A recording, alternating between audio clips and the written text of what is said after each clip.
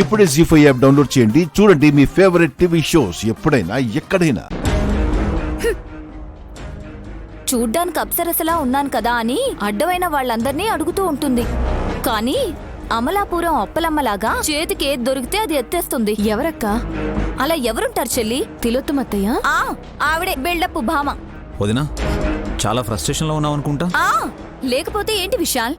నాకు 100 కోట్లు ఉన్నాయి అని ఫోజులు కొట్టే మీ పెంపుడమ్మా నాకు పెళ్లి గిఫ్ట్ అని ఇచ్చిన హారం కూడా సర్పదేవిలో కొట్టేసిందే. ఎక్కడి నుంచి తీసుకొస్తే ఏముందక్కా? నీకైతే నప్పింది కదా. నప్పడం కాదు, తలనొప్పి రావడం జరిగింది. దాన్ని ఇప్పుడు వేసుకోవట్లేదు కాబట్టి నాకు తలనొప్పి పోయినట్టే. మీకెందుకు ప్రాబ్లం బాబుగారు? ఏం లేదు నాయన, సరదాగా అన్నాను. ఇంతకీ తిలోత్తమమ్మ ఇంకేమేమి తీసుకొచ్చి ఉంటుందో? మేకులు, గుడ్డ పీలికలు. చిచ్చి, ముష్టి సామాన్లు సర్పదేవిలో ఎందుకుంటాయి? చాలా విలువైనవే ఉంటాయి చెల్లి. కరెక్ట్, అవేంటో మనం తెలుసుకోవాలి. అడుగుదాం పదండి. పద. బాబుగారు, చెప్పేలా ఉంటే ఈ పాటికి మనకి విసుగొచ్చేలా చెప్పేది అత్తయ్య. నిజమే, మాటని మనసులోనే కాదు వాటిని ఎక్కడో దాచిపెట్టింది.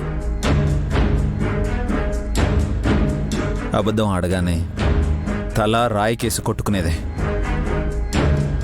సమయస్ఫూర్తితో విశాలాక్షి వెంటనే తన కాలుని చింతామణి మీద పెట్టగానే దెబ్బ తగలలేదు బాబుగారు. తగలాల్సింది, బుర్రకి పగుళ్లు రావాల్సింది. అలా జరుగుంటే ఇంకేమైనా ఉందా? విశాలాక్షి వల్లే నాకు గాయం అయిందని రాద్ధాంతం చేసేది. పాపం, వెనక్కి విరుచుకుపడి నడుం పట్టుకుని గదిలోకి వెళ్ళిపోయింది అమ్మ.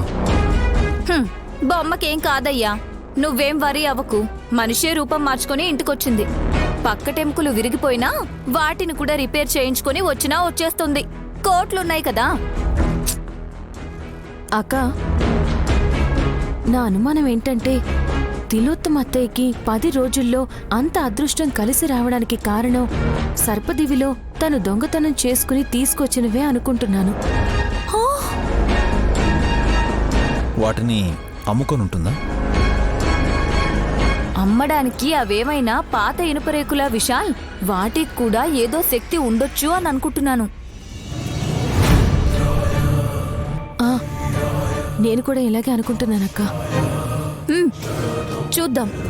అత్తయ్య కుడి చేయి కాలడానికి ఆ చేత్తో ఎత్తుకొచ్చిన వస్తువులకి లింక్ ఏంటో, అవి ఎక్కడున్నాయో వెతుకుదాం.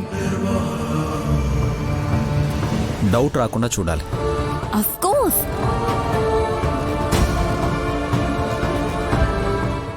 జీ5 యాప్ డౌన్లోడ్ చేసి అన్ని ఎపిసోడ్స్ పూర్తి ఉచితంగా చూడండి.